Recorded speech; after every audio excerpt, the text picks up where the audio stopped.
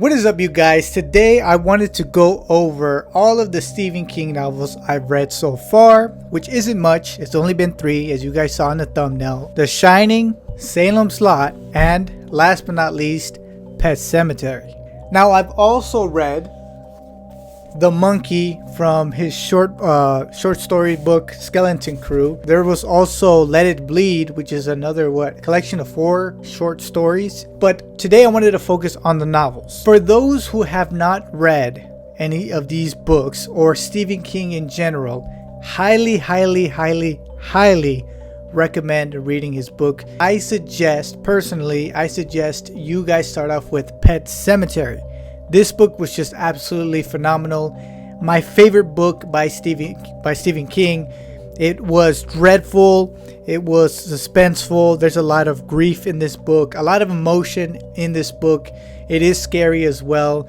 This is the one book that you guys need to read if you have not read a Stephen King novel. But I kind of just wanted to talk to you guys about, my experience with reading these 3 novels here so far. Starting off with The Shining. Now, The Shining was a special book, obviously, because it was the first novel I read by Stephen King. To be quite honest, out of the 3 novels, these 3 novels, The Shining is my least favorite because I didn't really connect with the characters. It was hard for me to get emotionally attached to the characters for some reason.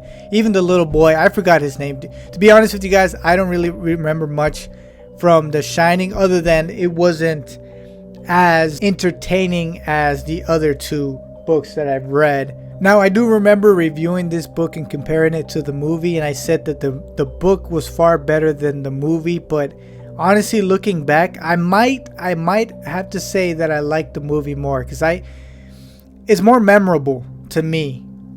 I watched the movie and I can remember, obviously, you have Jack Nicholson and his famous scene where he's axing the door and here's Johnny.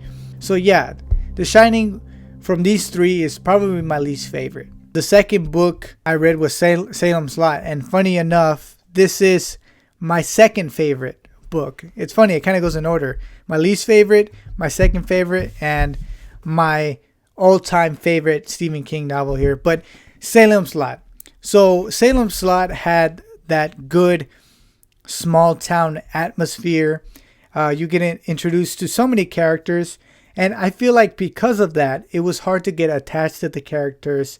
They all felt genuine. What I love the most about this book here is that it had to deal with a vampire. It kind of reminded me of Nosferatu, but in the modern day kind of thing.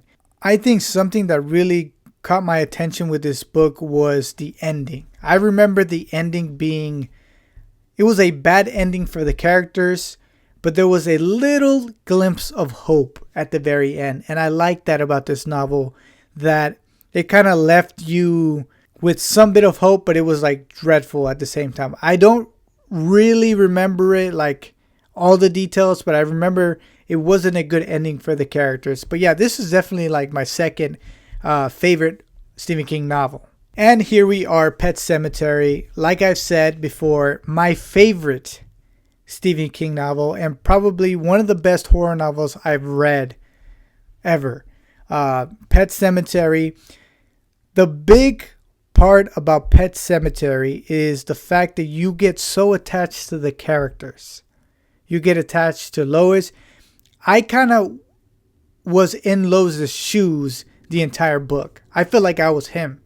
And I felt like I saw Gage growing up, and I saw Ellie, and you got Rachel and her trauma. You felt her trauma. You can't forget about Jude and his wife. Jude and his wife have a special place in my heart. You get attached to them because you see how nice they are. But anyway, going back to the whole point, what this book revolves around is death. Interesting topic to revolve a book to revolve around.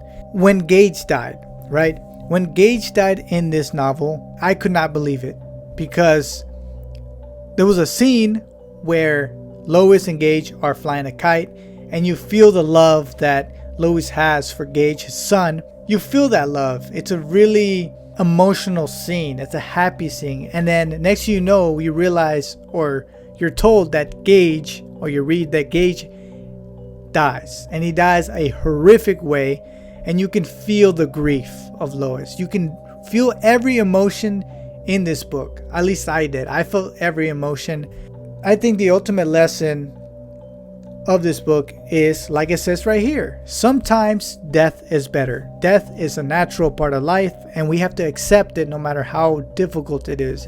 And I think that's why I like it so much, because it kind of gives you a lesson. I can go on and on and on and on about how much I love this book and all the points about it. But yeah, out of all 3 books that I've read so far by Stephen King, Pet Sematary as at number 1, followed by Salem's Lot, and then The Shining.